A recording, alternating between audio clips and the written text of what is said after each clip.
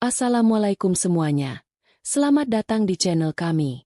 Channel yang akan memberikan berbagai cerita penuh hikmah. Namun sebelum itu, luangkan waktu 5 detik untuk menuliskan sholawat Nabi di kolom komentar agar kita mendapat syafaatnya di hari kiamat. Terima kasih juga untuk yang sudah klik tombol subscribe. Semoga Anda diberikan kesehatan dan rezeki dari Allah. Bagian 1. Perjalanan ke Tanah Suci. Malam itu, langit Madinah begitu indah. Cahaya lampu dari Masjid Nabawi memantulkan sinar lembut di jalanan sekitarnya. Ribuan jamaah berjalan dengan tenang, melantunkan doa-doa, berharap mendapat berkah di Tanah Suci ini. Di antara mereka, ada seorang pria bernama Hasan, seorang pebisnis berusia 45 tahun dari Indonesia.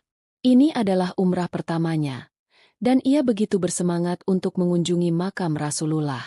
Bersama rombongannya, ia berjalan menyusuri pelataran masjid, hatinya penuh haru.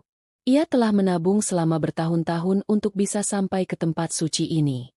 Hasan bukan hanya seorang pebisnis sukses, tetapi juga seorang suami dan ayah yang penuh kasih. Sebelum berangkat, ia berjanji kepada istrinya bahwa ia akan mendoakan mereka sekeluarga di depan Raudah, tempat yang diyakini sebagai taman surga di dalam Masjid Nabawi. Namun, takdir memiliki rencana lain. Sesuatu yang tak pernah ia bayangkan akan terjadi. Bagian 2. Kejadian misterius di Masjid Nabawi. Malam itu, setelah selesai salat Isya, Hasan memisahkan diri dari rombongannya sebentar untuk mencari tempat yang lebih tenang. Ia ingin berdoa lebih khusyuk. Ia berjalan perlahan menuju sudut masjid yang lebih sepi.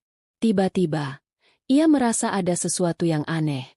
Suasana di sekelilingnya berubah.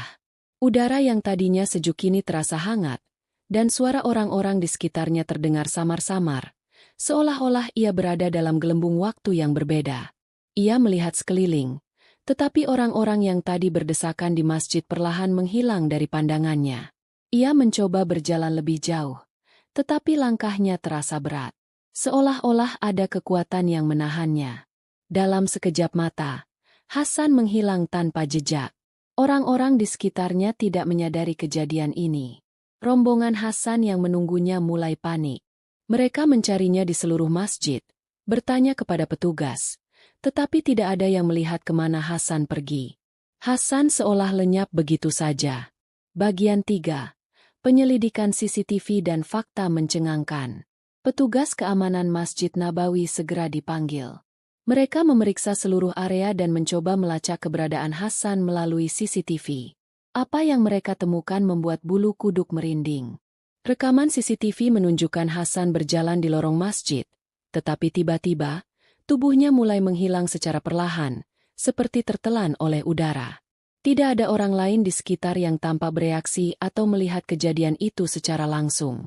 Bahkan, di rekaman CCTV, terlihat Hasan berusaha berbalik, seperti mencoba memahami apa yang sedang terjadi padanya. Namun, sebelum bisa melakukan apapun, tubuhnya benar-benar lenyap. Salah satu petugas keamanan, seorang pria tua yang telah bekerja di Masjid Nabawi selama puluhan tahun, melihat rekaman itu dan berkata dengan suara bergetar, "Ini bukan pertama kalinya ini terjadi." Semua orang yang mendengar pernyataan itu terdiam. Mereka sadar bahwa ada sesuatu yang lebih besar yang sedang terjadi di Tanah Suci ini. Bagian 4. Akhir yang tak terduga dan pelajaran hidup. 2 hari setelah menghilangnya Hasan, seorang petugas keamanan Masjid Nabawi menerima laporan dari seorang penjaga masjid di Masjid Quba, yang berjarak sekitar 6 km dari Masjid Nabawi. Seorang pria ditemukan terduduk di dalam masjid, dengan wajah kebingungan dan pakaian yang sama seperti saat ia terakhir kali terlihat di Masjid Nabawi. Pria itu adalah Hasan. Ketika Hasan sadar, ia tidak dapat menjelaskan apa yang terjadi. Ia hanya ingat berjalan di dalam Masjid Nabawi, lalu tiba-tiba merasa seakan ditarik ke tempat lain, lalu terbangun di Masjid Quba. Orang-orang di sekitarnya berseru, "Subhanallah!" Kejadian ini sulit dijelaskan dengan logika manusia. Hasan akhirnya kembali ke rombongannya dengan selamat. Namun, kejadian ini mengubah hidupnya. Ia kini semakin yakin bahwa ada hal-hal di dunia ini yang tidak bisa dijelaskan dengan akal, tetapi hanya bisa dipahami dengan iman. Ia pulang ke Indonesia dengan membawa pelajaran berharga bahwa Allah memiliki caranya sendiri untuk menunjukkan kekuasaannya. Kesimpulan. Kisah ini mengajarkan kita bahwa di Tanah Suci, segala hal bisa terjadi. Bagi Hasan, kejadian ini adalah bentuk pengalaman spiritual yang tidak akan pernah ia lupakan. Apa pendapat kalian tentang kisah ini? Apakah kalian pernah mengalami kejadian aneh saat di Tanah Suci?